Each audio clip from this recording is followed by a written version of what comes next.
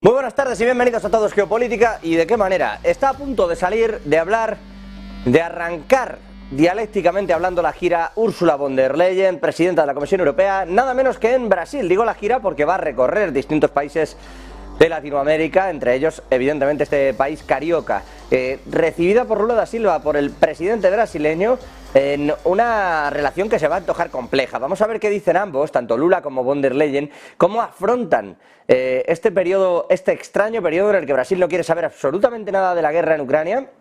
Y además, de hecho, más de una vez lo que ha abogado es por una paz directamente, por un cese, un alto el fuego actual y una búsqueda de una paz inmediata. Lo han dicho en distintas ocasiones, han incluso enviado varios hombres del Ministerio de Exteriores, hombres fuertes del gobierno de Lula da Silva, para precisamente intentar convencer tanto a Volodymyr Zelensky como a Vladimir Putin. En tanto, mientras está ocurriendo todo esto, la realidad es que en Ucrania sí que sigue habiendo ciertas tensiones. Pero por cerrar este asunto de Brasil y von der Leyen, a punto de hablar, insisto, Lula y la presidenta de la Comisión Europea, sobre esto, sobre Ucrania, pero también evidentemente sobre cuál es la relación actual que tiene Brasil y que va a tener Brasil con Europa.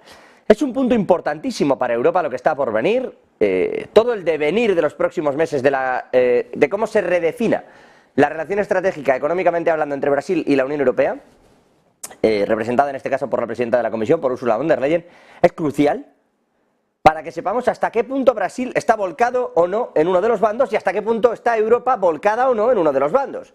Parece evidente que Brasil está del lado chino y parece evidente que Europa está del lado de Estados Unidos, pero ¿hasta qué punto, entendiendo Europa no como un país, evidentemente, sino como ente negociador, hasta qué punto, en realidad, decía, Europa está tan alineado, tan afiliado a la política estadounidense, que no puede ni hacer ni llevar a cabo acuerdos comerciales independientes con determinados países, en especial en este caso en Latinoamérica, con Brasil? Y hasta qué punto, evidentemente, Brasil, como miembro de los BRICS y además como uno de los miembros poderosos ahora de esa política económica que marca China, sin ninguna duda, pero en la que Brasil es su principal sostenedor. De hecho, Brasil le ofreció a Argentina un préstamo, eso sí, en yuanes, de los propios BRICS, y como no podía recibirlo Argentina por sus condiciones financieras, le ofreció irle pagando, recibir el préstamo a Brasil y pagárselo con el mismo interés a devolver, es decir, prácticamente nulo, pero con requerimientos de inversión, a Argentina. O sea, las políticas son claras y las definiciones son claras. Está Brasil con China, evidente, y Europa con Estados Unidos, evidente. Ahora, ¿hasta qué punto eso define la relación real entre ambos? Porque Brasil es un socio fundamental, entre otras muchas cosas, para España, pero también para Portugal, Grecia, en fin, hay países muy volcados con la economía brasileña, a pesar de que Brasil a día de hoy sea poco más o menos que el lugar de agricultura, casi el 60 y tanto, 70 prácticamente, 68% de la agricultura brasileña va a parar a China. Es importante este punto. Pero les decía, ¿hasta qué punto están alineados que no puedan separarse? Pues eso es lo que vamos a ver, lo que vamos a comprobar, y lo vamos a seguir además en directo en una rueda de prensa que dan ambos y que les ofreceremos aquí en Negocios Televisión. Pero les decía, al margen de todo esto, siguen pasando determinadas cuestiones. Acaban de escuchar a Antonio Tajani y a Antony Blinken, exteriores de Italia y secretario de Estado de Estados Unidos. Ambos han dejado varias cositas. Primero, que Tajani ha dicho estar deshecho por la muerte, por la que es sin duda la noticia desde el prisma geopolítico del día, es el fallecimiento de Silvio Berlusconi, el primer ministro durante 3 mandatos, ex primer ministro, evidente, durante 3 mandatos de Italia, un hombre que redefinió en realidad la política fuerte italiana a pesar de las salidas de la Segunda Guerra Mundial y del posicionamiento italiano, que consiguió redefinir a través de Forza Italia todo ese movimiento también en Europa.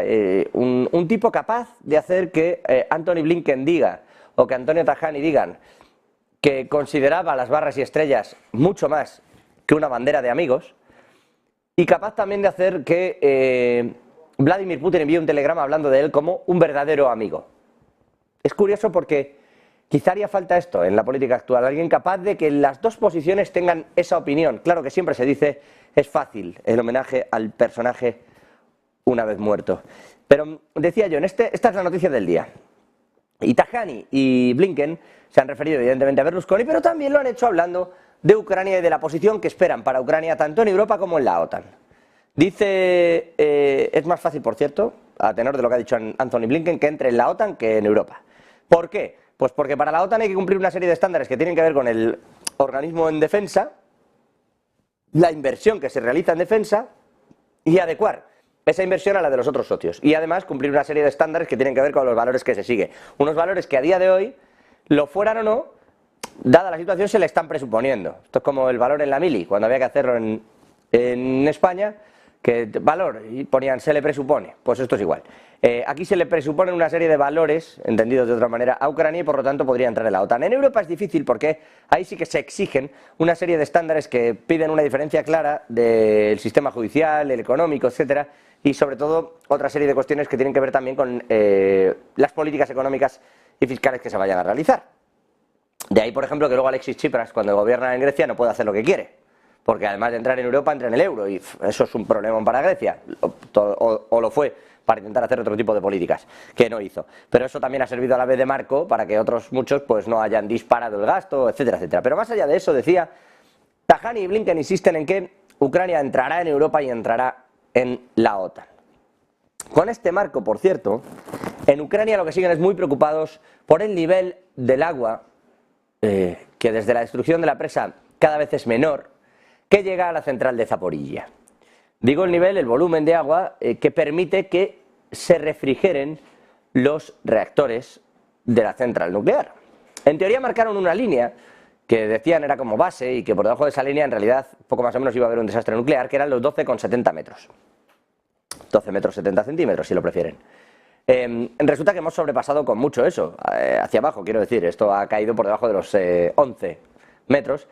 Y aunque redujeron el funcionamiento, la capacidad nuclear y el funcionamiento de la propia central entera, la realidad es que han seguido funcionando los reactores. No hay una alerta nuclear y hay distintas medidas de pronto que están mosqueando bastante a la Agencia Internacional de la Energía. De hecho, están viajando para allá ahora mismo, Grossi y compañía, para vigilar exactamente qué volúmenes les están trasladando, porque creen que hay un compartimento que ha quedado como estancado y que entonces siempre le dan el mismo volumen, pero están muy preocupados porque si eso no está pasando en el resto de reactores, podríamos ver un desastre, una catástrofe nuclear. Este es uno de los puntos que preocupan y el otro pasa por el grano. El secretario general de la ONU, Antonio Guterres, ha asegurado que está muy preocupado por el acuerdo que permite las exportaciones de grano a Ucrania y dice en concreto que está trabajando muy duro para su extensión más allá del límite del 18 de julio. De momento no hay nada. Y Rusia, que hizo esta pequeña extensión, lo hizo mientras se votaba en Turquía la nueva presidencia de Erdogan. Una vez ha salido Erdogan, volvieron al no, a la posición del no, porque entre otras muchas cosas tampoco le cumplen la parte europea lo que demanda Rusia, que es que uno de sus bancos entre en el sistema SWIFT de intercambio de pagos, porque eso le dará bastante, le abrirá las puertas comercialmente hablando a muchos lugares. El caso es que dice Guterres que está muy preocupado y que está trabajando duro para asegurar que será posible mantener la iniciativa del Mar Negro y además continuar el trabajo para facilitar las exportaciones rusas, que es parte de ese acuerdo del grano, es decir, oiga, de allí lo saca Ucrania pero también lo saca Rusia. Y por cerrar este pequeño bloque, Ucrania se ha mostrado hoy muy preocupada porque ya saben que Ucrania tiene una serie de ventajas, el grano ucraniano. Es decir, gracias a este acuerdo, amén de que están logrando sacar mucho más grano, la realidad es que esas exportaciones tienen una serie de beneficios. Vienen con ayudas, no tienen aranceles, tienen además descuentos en determinadas compras, etcétera, etcétera, y sale muy barato por las circunstancias en las que se está obteniendo y por la necesidad que tienen de venderlo cada vez que se abre esa ventana de oportunidad dentro del acuerdo del grano. Esto ha fastidiado muchísimo, pues a Bulgaria, a Hungría, a Polonia, a Eslovaquia. ¿Por qué? Porque sus agricultores no saben qué hacer con su propio grano. Es fácil colocar el grano ucraniano, pero no es fácil hacerlo con el propio, una vez el de al lado resulta que tarda nada en traerlo y además es mucho más barato. ¿Qué pasa? Se quejaron, volcaron camiones, prohibieron ese grano, etcétera, etcétera, y a cambio Europa le ha dado una serie de subvenciones a los agricultores de esos países, sobre todo a los polacos, que se llevan la parte del león, digamos, de este asunto. Hoy ha dicho Ucrania, por si no le bastara con tener ya suficientes enemigos, con respecto a este acuerdo, que lo que están haciendo Europa y Polonia es violar los acuerdos y la legalidad, la normativa de los acuerdos de la Organización Mundial del Comercio. Así que, ojo, porque también en esto está sembrada la polémica. Con este marco nos asomamos a un día en Todos Geopolítica, a un ratito aquí, en el que además tenemos la suerte de que está con nosotros Ariel Umpierrez, economista e historiador especialista en geopolítica.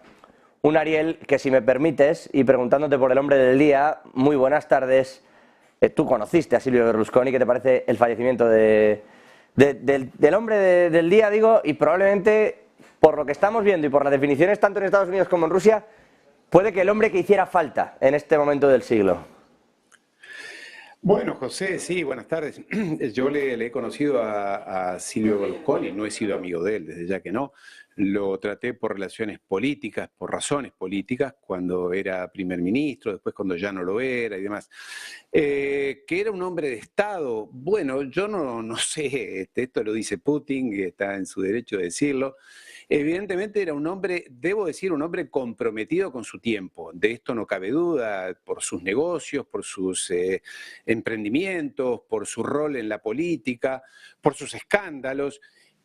A mí personalmente no era una persona que me simpatizara, más allá de que lo vi por razones, ya digo, de trabajo, por así decirlo, porque era un hombre que tenía, no sé, costumbres o cuestiones morales que no coinciden en absoluto conmigo y que están rayando, si no lo son, con el delito. Tema con menores, el trato con las mujeres y demás. O sea que todo eso a mí realmente me genera un rechazo natural. No obstante, era una persona importante, no hay duda. Él era en el trato ya fuera de lo protocolar, una persona sumamente agradable. Mira, lo que más recuerdo cada vez que pienso en Silvio Berlusconi era en lo pequeñas que eran sus manos. Era un hombre muy pequeño, muy bajito, debería 1,50 m y algo, 1,60 m, que para los estándares actuales, yo soy muy alto, yo mido 1,90 m, imagínate, al lado de él, pero ocupaba el espacio. Era un hombre que ocupaba el espacio de una reunión, de una tertulia, lo que fuera, esencialmente por su simpatía y su carisma. Después, bueno, él acostumbraba a que cosas que me han quedado grabadas y tienen que ver con lo que dijo Putin hoy. Él decía, yo no sé si era verdad, que tenía una relación con Putin, no hay duda, sin duda que tenía una relación muy, no sé si de amistad, pero muy próxima con Putin, y estoy hablando de hace 20 años, no de hace pocos meses. Él decía que él, para su cumpleaños, el cumpleaños de Putin, él le había regalado una cama redonda, porque le gustaba a Putin y a él les gustaba compartir con muchas señoritas, decía él. En fin, son anécdotas. Contaba que él, de joven, antes de ser famoso y demás, él cantaba boleros en los cruceros allí en Italia, cantaba boleros, y cuando decía eso se ponía a cantar boleros. Y lo hacía, obviamente, y cantaba en español, y cantaba en italiano, y imitaba a unos, imitaba a otros. Lo hacía un personaje fuera de lo común. El hombre de las famosas corbatas a puntitos. Él no usaba otras corbatas que no fueran azules con puntillos blancos. Y quien le regalara una corbata que no fuera así, la desechaba automáticamente. En fin, un personaje con muchos ribetes. Personalmente, en lo que a mí respecta, no me generaba empatía por todo esto que acabo de decir, el trato con las personas, con menores y demás, sus escándalos, que él los utilizaba de alguna manera para su carisma y para generar. Era un hombre de otra época, era un hombre de otra. Hoy esa persona no tendría en los medios públicos, no hubiera tenido mayor, o hubiera sido muy rechazado. Sin duda un animal político, un animal de generar acontecimientos, generar poder, generar estructuras. Se puso a Italia de bolsillo en los últimos 25, 30 años, 25 años, o era primer ministro, o era candidato, o opinaba. Bueno, la actual primera ministra italiana, Meloni, le debe gran parte a Berlusconi, es más, fue ministra de él, creo. Después, viste cómo ocurre con las cosas de la política. Somos amigos, te quiero, gracias, pero un día que llego te dejo de lado y bueno, y Berlusca, como se lo decía, a él no le gustaba que lo llamaran el Cavaliere. Él lo dijo, por lo menos yo lo escuché una o dos veces, que a él le gustaba que le dijeran el ragioniere. El ragioniere es el contable, ¿sabes? El contador. A él era contador, era contable. A él le gustaba que lo trataran de esa manera, en la intimidad, digamos, sus secretarios, las personas más próximas. En fin, yo creo que era un estadista. Bueno, es cierto que el mundo, y sobre todo Europa, está muy falto de estadistas. Viendo los que tenemos en Bruselas, realmente son enanos al lado de un Berlusconi. No obstante, sus posturas políticas, que iban, se supone, de la ultraderecha, pero en realidad también era un nacionalista, era un patriota.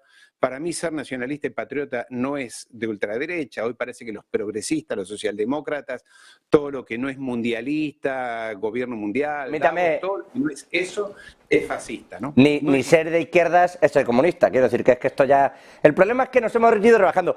Puede que Silvio Berlusconi fuera uno de los primeros, esto sí, si me permite, populistas de este siglo, ¿no? El que nos fue empujando hacia esa política de frases sencillas, ¿eh? Cuidado que eso sí que puede ser que pasara.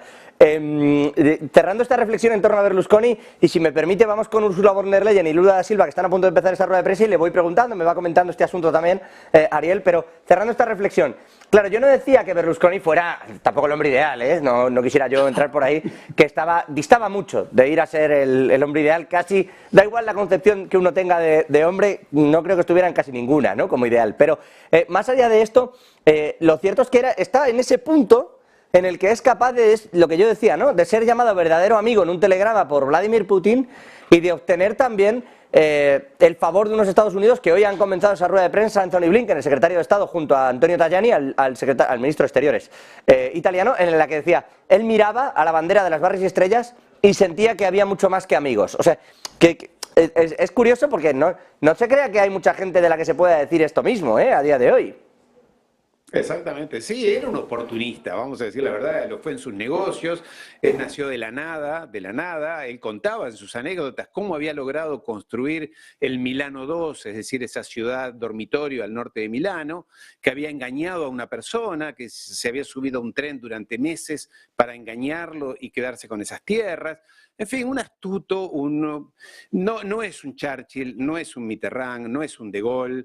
Era un oportunista y que siempre estaba con, como dices tú, con esas frases que inventó la televisión comercial, la televisión popular, de muy bajo nivel, con señoritas mostrando su cuerpo, con cosas muy banales.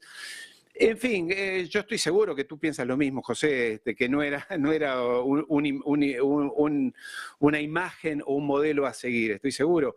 Pero esto que dice Putin, bueno, son sus dichos. Putin lo conocía bien, pero no creo que de estadista tuviera mucho. La visión que tenía de Italia era una Italia atlantista, sometida a Bruselas. Era un hombre que ocupaba espacio, sin duda, ocupaba espacio, y el espacio mediático en particular. Además le gustaba. Yo conocí una de sus casas, una de sus viviendas. Me pareció bastante triste, me pareció bastante patético, él mostrando su casa, siempre hablando de los recuerdos de él.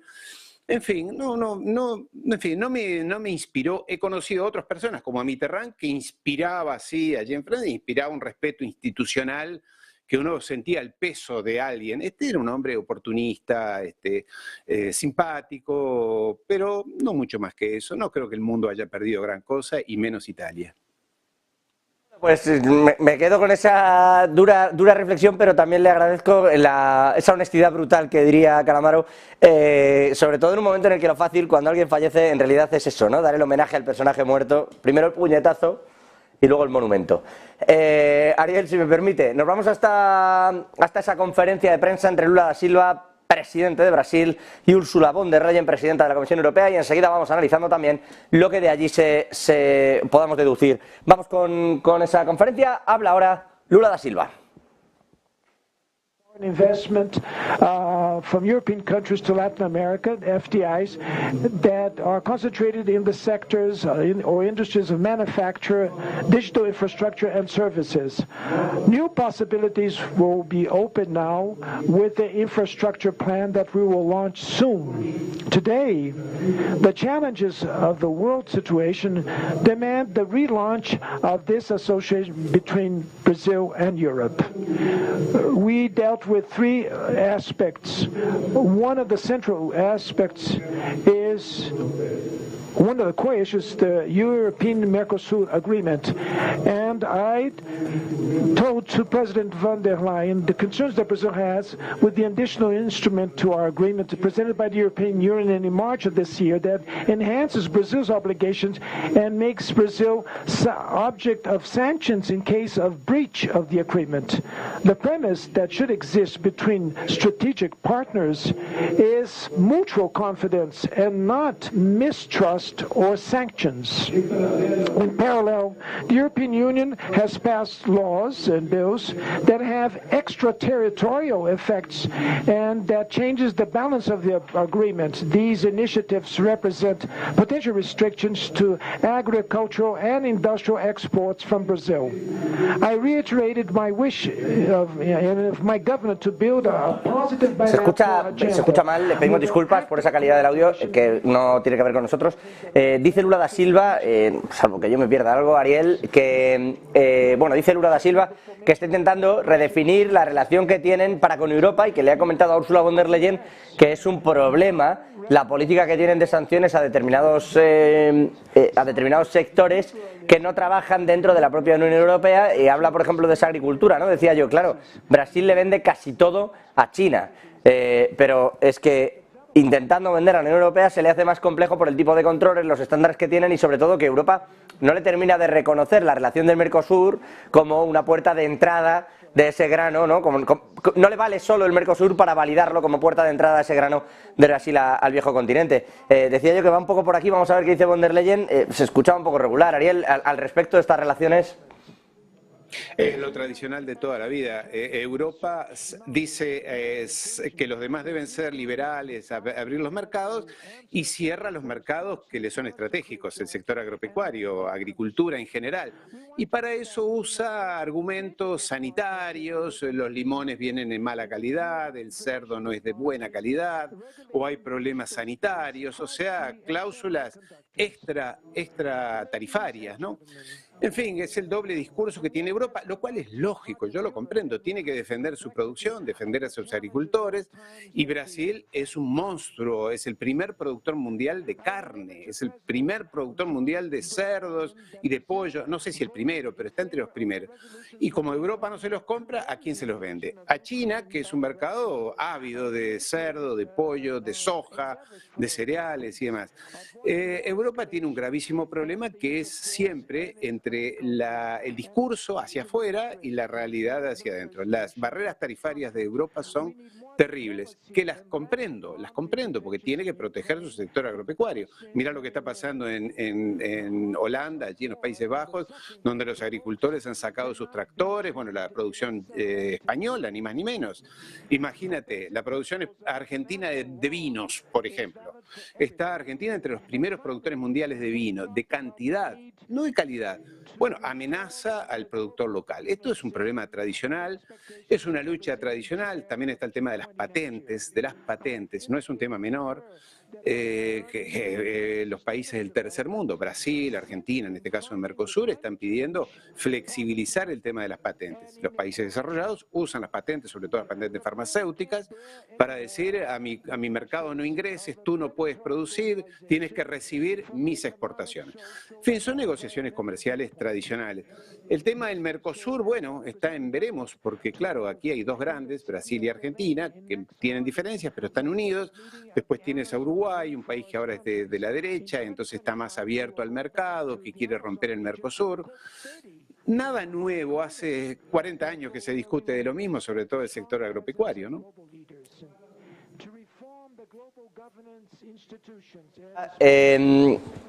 Sí. Le decía, efectivamente todo esto está pasando. Yo no sé eso de todas formas cómo se puede redefinir, quiero decirte. Le podemos llamar excusas, pero es verdad que los controles sanitarios en teoría están para evitar cosas, qué sé yo, la COVID-19, ¿no? Digo en teoría, ya sé que luego uno va al colesterol y según le conviene a la farmacéutica el nivel de colesterol tiene que estar más bajo o más alto. Si yo ya le entiendo, Ariel, pero vamos a intentar salir de las grandes conspiraciones, de grandes rasgos, que si no nos va... No son conspiraciones, José, son negociaciones. Ya, pero que no es solo por pura negociación, que tampoco, que quiero decirte que el estándar que se le pide de salud, como dices, a la agricultura, es verdad que con el cerdo hay más problema, pero en el punto de la agricultura, el estándar que se pide tampoco es un problemón millonario para que Brasil pudiera cumplirlo, ¿eh? Lo que pasa es que Brasil tiene también esa parte de carga ideológica de decir, yo ya cumplo con un apartado que tiene mucho que ver con el Mercosur, con unos estándares a los que ustedes sí acceden y no ocurre al revés, ¿no? Pero bueno, vamos a intentar trasladarnos hasta allí de nuevo. Creo que interviene ahora la presidenta de la Comisión Europea. Está siendo curiosa la imagen, no sé si Ariel la puede ver, pero está siendo curiosa porque están las banderas, en lugar de estar detrás de ellos dos, están en medios, casi como separándoles, no se miran mucho. Y las miradas que se lanzan tampoco está siendo la de la mayor amistad de la Tierra, ¿eh? Vamos a ver qué dice Ursula von der Leyen, que no está cómoda, ya se lo digo, no está nada cómoda, suele estar riéndose todo el rato y no está cómoda. Vamos con la presidenta de la Comisión Europea, vamos a ver qué dice Europa de esta relación y de la posibilidad de abrir su comercio a Brasil. Europe is back in Brazil. Europe is back in Latin America. Our regions are not only natural partners, but they are partners of choice. And it is time to take our strategic partnership to the next level.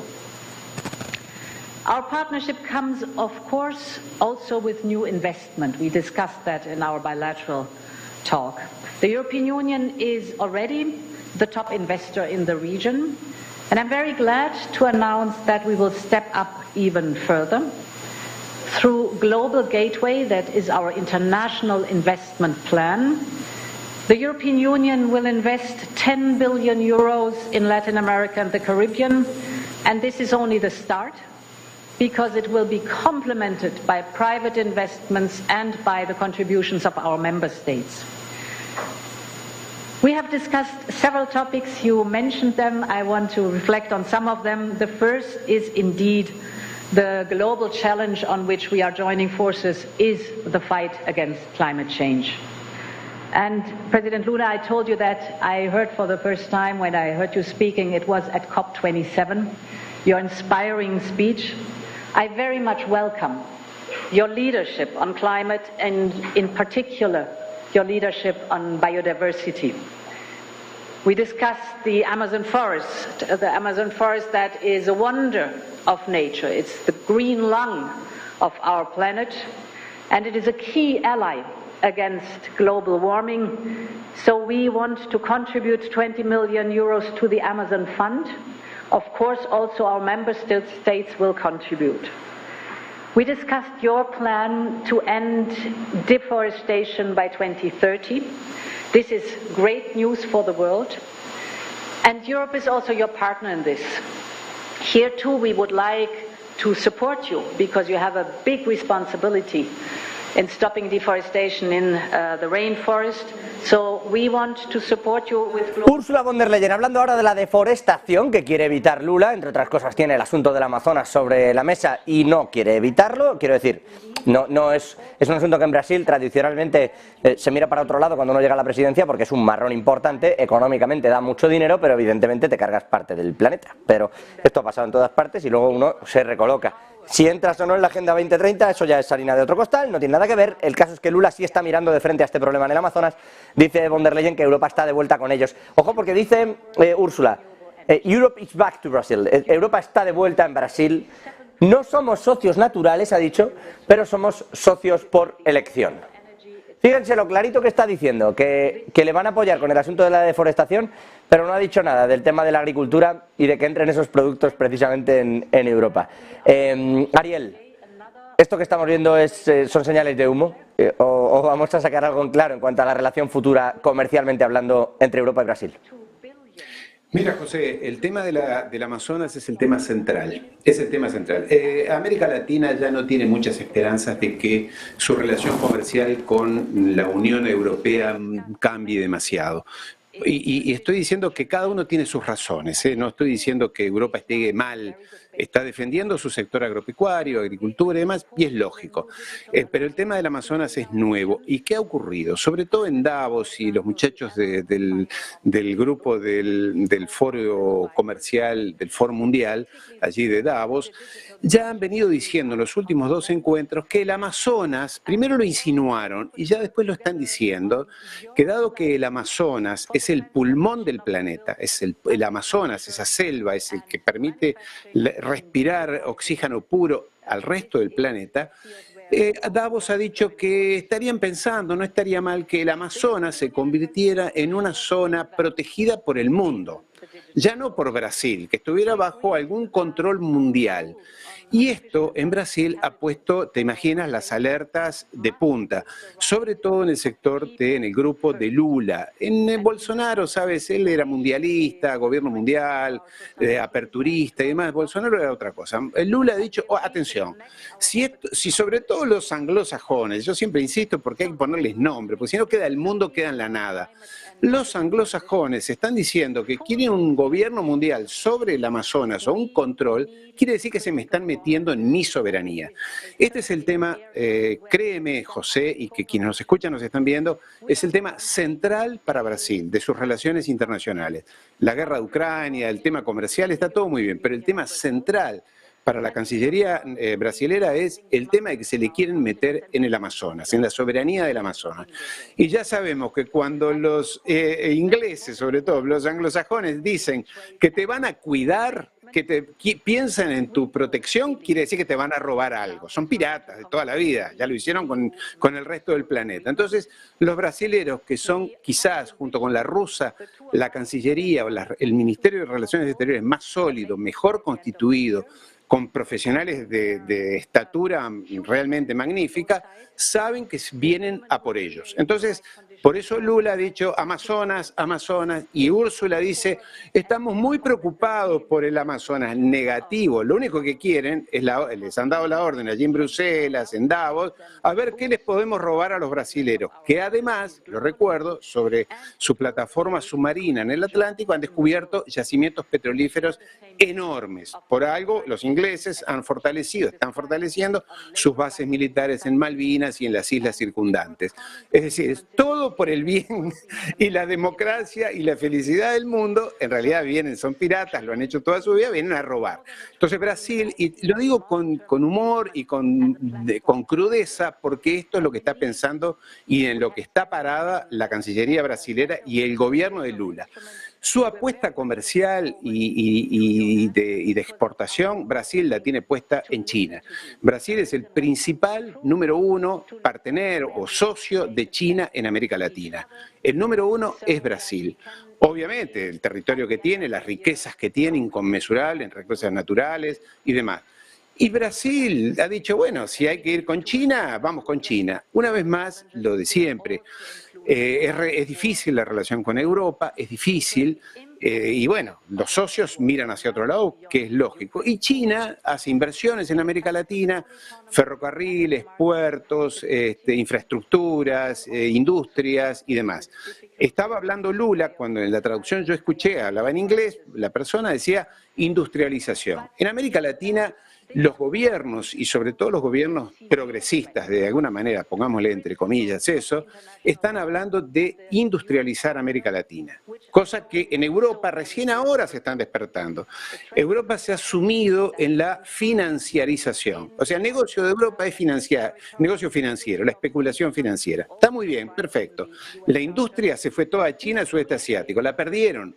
Ahora está Macron diciendo a ver cómo hacemos para atraer industrias nuevamente, que son las que generan ocupación, empleo, riqueza. Negocio financiero no genera riqueza para el país. Brasil, América Latina, Argentina y el resto de los países están orientados hacia eso. Y entonces, ¿quién les dice que está dispuesto a respaldarlos? China. Dice, bueno, yo pongo industria, pongo inversiones. Y una vez más, lo repito, José, como lo hablamos siempre tú y yo, no quiere decir que chinos sean buenos, sean magníficos y nos querramos casar con ellos, pero son los que a América Latina y a África le están abriendo otras oportunidades, ¿comprendes? Entonces, yo entiendo que lo del Amazonas es un tema central y viniendo de Úrsula von der Leyen, como de amigo Borrell, nada bueno viene por ahí. Espere, no se me meta. no se me meta todavía en ese charco con von der Leyen, que le voy a preguntar también, pero vamos a volver hasta allí porque justo terminan y va a arrancar esa rueda de prensa. Ahora sí se ríe, o sea que algo debió de decir medio amable. Vamos a volver hasta allí enseguida, decía, para que se hable de todo esto. Aprovecho también para recordarles, en la línea de lo que comentaba Ariel, que India ha copiado ese modelo chino y le va a financiar líneas de crédito a Egipto. Bueno, ahí están con esa fotografía, lo pueden ver ustedes ahora mismo en pantalla, que les han tenido que decir que se saludaran y se dieran la mano porque se iban cada uno por un lado, por cierto. Cosas curiosas de la vida. Ariel, volviendo al asunto, cerrando este tema de acuerdos comerciales que de momento no son, como dices, tema central el Amazonas, y es curioso, pero no han mencionado Ucrania, no lo ha hecho un Lula da Silva que desde su gobierno ha insistido en varias ocasiones que aboga por la paz. Y que no quiere entrar en el conflicto como en sí mismo. Ariel, en este prisma, en realidad, ¿se puede elegir ser neutral? No queda otra opción. Y el tercer mundo, y estoy hablando de más o menos 6.500 millones de personas, quieren ser neutrales. Lo que se llama la opinión pública mundial, Europa, Estados Unidos, Japón, Corea del Sur y Australia y demás, que son 1.500 millones de personas, eso es Occidente que apoya a Ucrania. El resto del planeta no los apoya, o por lo menos no está dispuesto a entrar en sanciones, condenas y demás. Y esto de Úrsula, que tú decías que no se habló de Ucrania, porque en realidad fue acordado, estas reuniones obviamente están acordadas previamente. Brasil ya les dijo, vino aquí el canciller alemán, o Scholz, vino Blinken, vinieron todos a pedir que América Latina, Brasil y Argentina y México particularmente, los tres países grandes, condenaron a Rusia, sancionaron a Rusia y hasta les pidieron armamento para enviar a Ucrania. Todos los países le dijeron, no güey, no cuenten con nosotros, arréglense ustedes, nada de armas, nada de condenas, nada de sanciones, no los vamos a sancionar porque no estamos en nosotros, como le dijeron los africanos.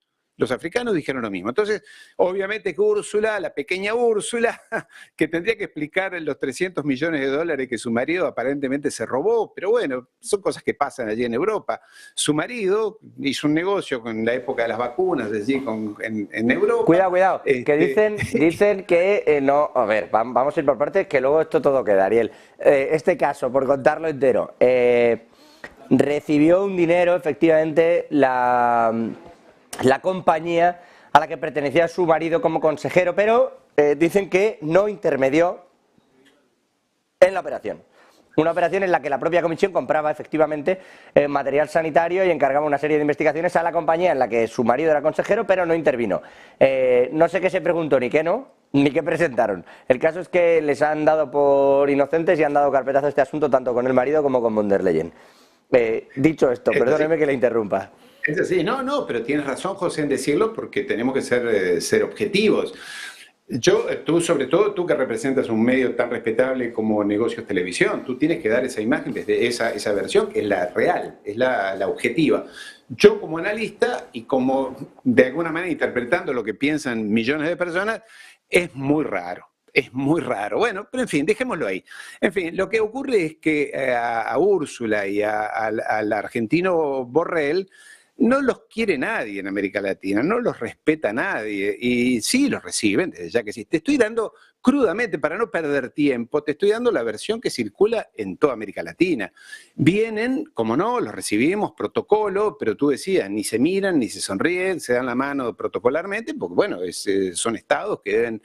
Pero digamos, esta Comisión Europea, estos burócratas europeos, a los cuales nadie eligió, nadie están mandando al medio planeta a la guerra, pero sin que nadie les diera autoridad. Yo los veo que deciden bombas, armamento, financiamiento para la guerra, pero nadie les dio esa autoridad. Le preguntaron a alguien si están de acuerdo. Ellos son funcionarios de allí, alguien los puso y deciden. Bueno, pero en fin, en América Latina, lo que ha ocurrido, José, y es lo que siempre transmitimos a través de tu canal, es Europa ya perdió seriedad. las instancias europeas, a eso me estoy refiriendo, los gobiernos europeos, ya no les creemos, ya. Por eso las negociaciones Mercosur-Europa, bueno, sí, casi que es como el deporte, ¿no? Y es más, nadie le presta atención, ni los empresarios le prestan importancia. Los empresarios van, están en las reuniones, los grandes inclusive, porque están pensando en Asia, están pensando en hacer negocios con China, con la India, con otros países, con Asia Central, con Indonesia, están en otra, con Corea del Sur estoy hablando, están pensando en otros negocios. Bueno, hay que reunirse con Úrsula, que viene a repetir lo mismo de siempre. Yo no sé, hace 40 años, el Mercosur tiene 40 años de vida, que Europa... ¿No le llama la atención, y no le llama la atención, Ariel, esa frase, Europa ha vuelto a Brasil? Como, oye, esta vez sí, puede ser, o no cree tampoco. No cambia nada. Los brasileños están mentalmente en otra cosa. Yo estuve en Brasil hace un mes y medio y tengo amigos allí con los que hablo, tanto en Brasilia como en San Pablo. La alta burguesía, la alta poderosa industrial brasilera no piensa más en Europa. Sí, si les puede vender algo, sí, lo va a hacer. Están pensando en China, en Asia.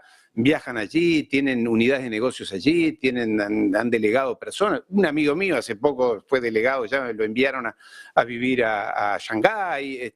Están en otra cosa. Europa viene, bueno, ¿qué nos va a decir? Lo mismo de siempre, que nuestros valores y la democracia. Europa ha perdido credibilidad. Y estoy hablando de las instancias políticas, no de los pueblos. Siempre digo lo mismo, los pueblos son maravillosos, yo estoy unido de corazón. Pero las instancias políticas, burocráticas, han perdido credibilidad. En fin, ¿cuántos ministros europeos han paseado por aquí? Lo que quieren es, en realidad el motivo de Úrsula es meter el tema Amazonas, están ya con el rum, Amazonas, la importancia de Amazonas, lo que decía antes, están preparando a la opinión pública mundial para decir, bueno, tendremos que hacer, dado que Brasil no hace lo que hay que hacer, y el Amazonas es tan importante para todo el planeta, habría que intervenir y meterse la soberanía. Primer punto. Y segundo punto es ver si logran que Brasil o alguien condene a Rusia, adhiera a Ucrania. En fin, vienen son mensajeros. Esta gente ya no tiene... Créeme de corazón, José, nadie la tiene en cuenta esta mujer. Más allá de... nadie le da entidad política en América Latina a esta mujer. Ni a ella, ni al argentino Borrell, Sí, son simpáticos y algunos medios de comunicación, los más importantes, son respetuosos con ellos y en fin... Pero no tienen entidad política. Se terminó esa fascinación que tenía América Latina con Europa. Se terminó.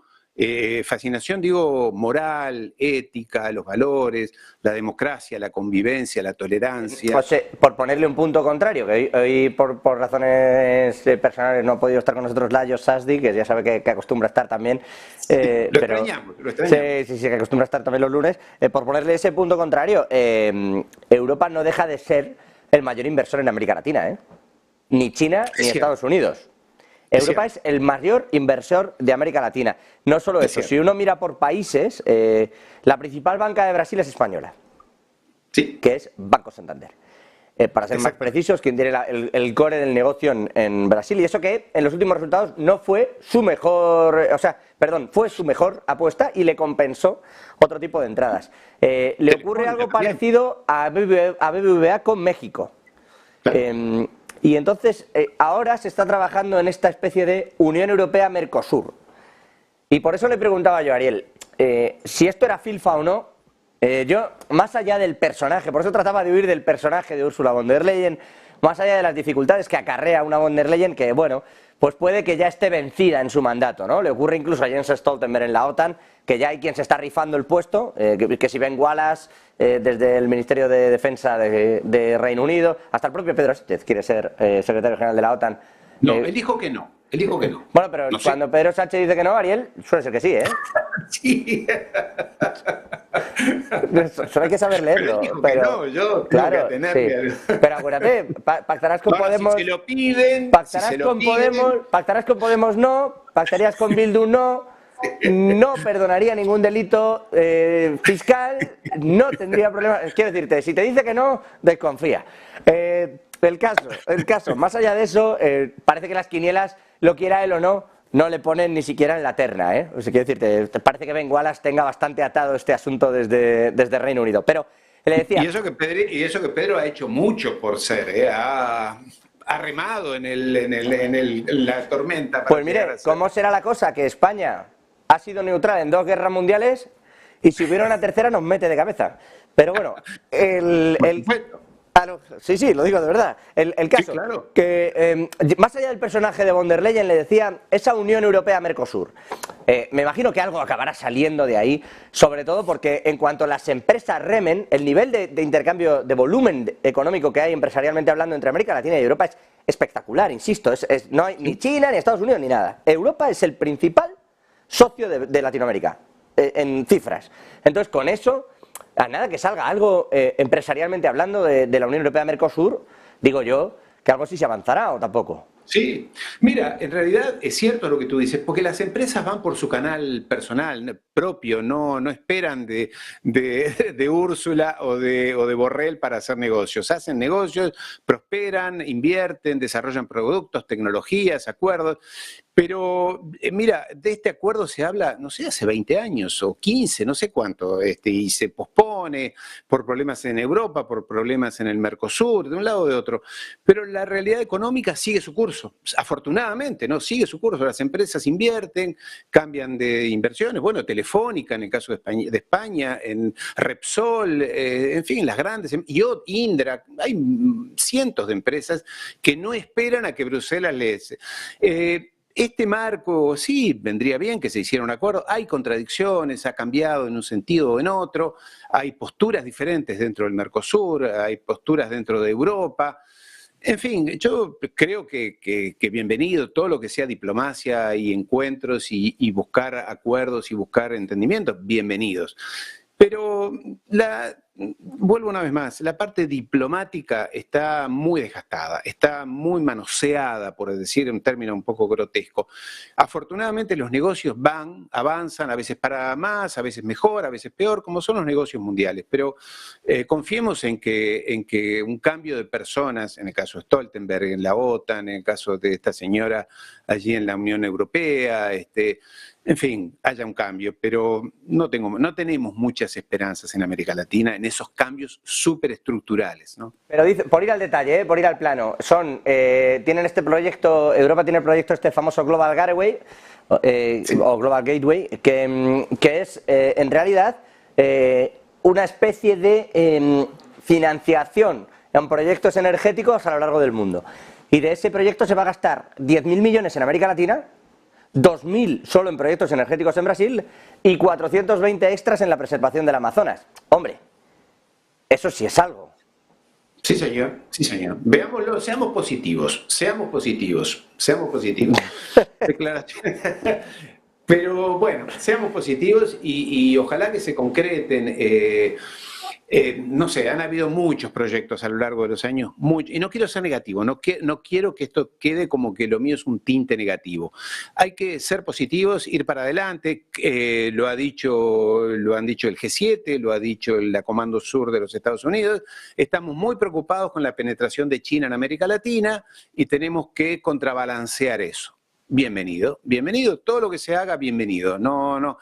En la cara de Lula, y por lo que sé del Plan Alto y lo que sé de la Cancillería brasilera, lo miran no digo con suspicacia, pero con cierto, bueno, vamos a ver qué nos vienen a contar esta señora rubia alemana, con su madre de 6 hijos, que no van a luchar a Ucrania, ¿no?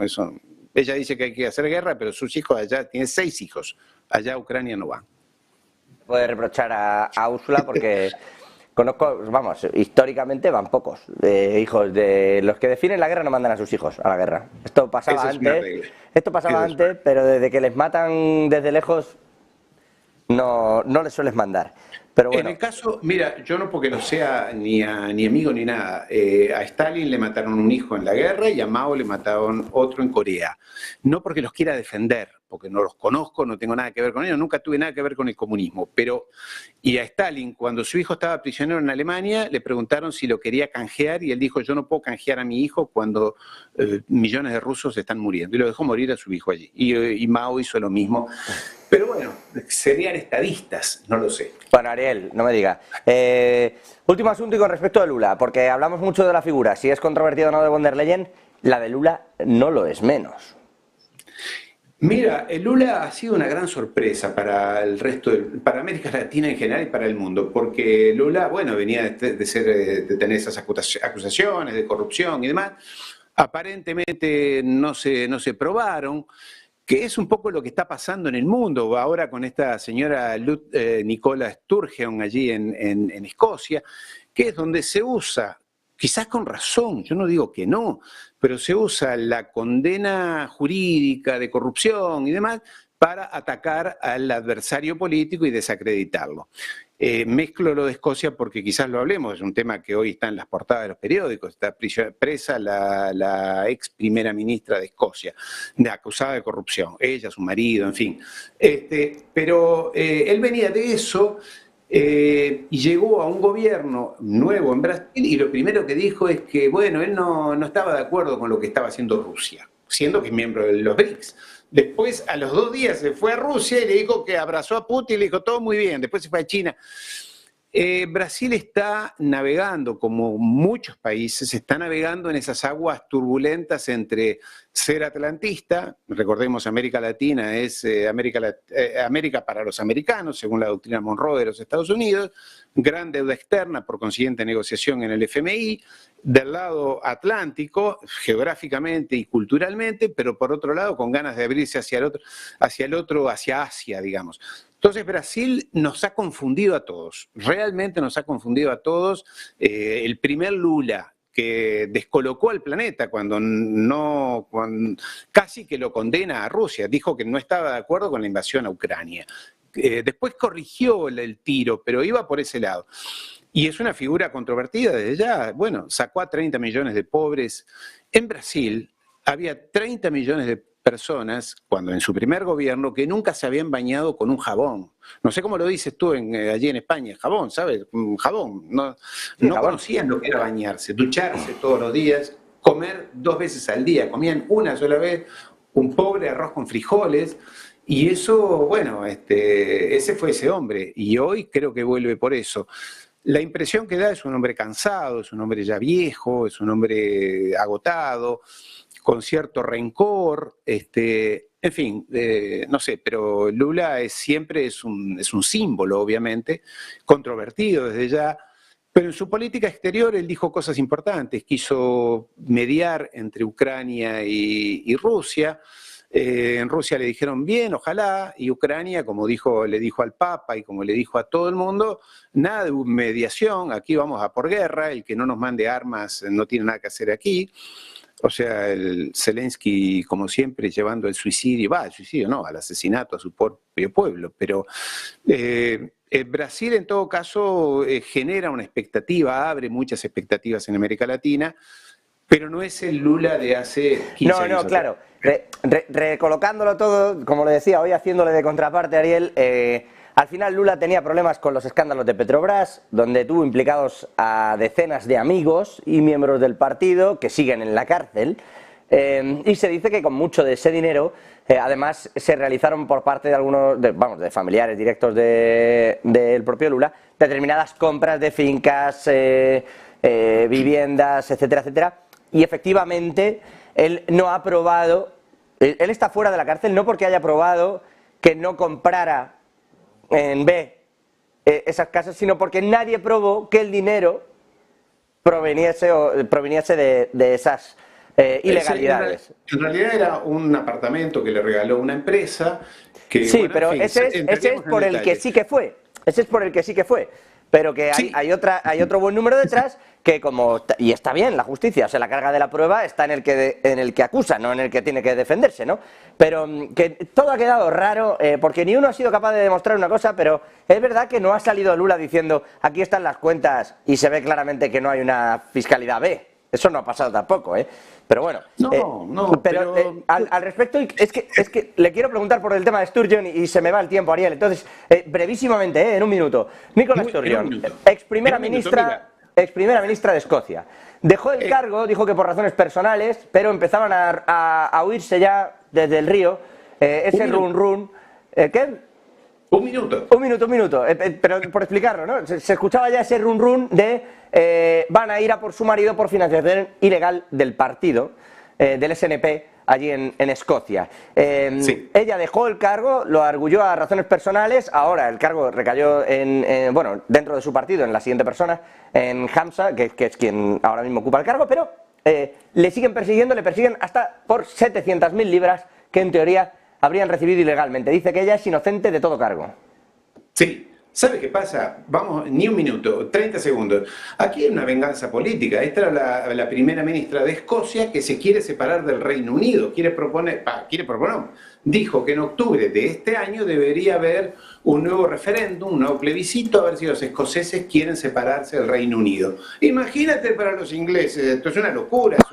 Entonces, ¿qué le hacen? Porque no digo que no sea corrupta, yo no la conozco a esta señora, quizás lo sea ella y su marido, como lo es Biden con 300 millones de dólares, que ya está demostrado que se los robó en coimas, pero bueno, Biden y su hijo siguen libres y no pasa nada.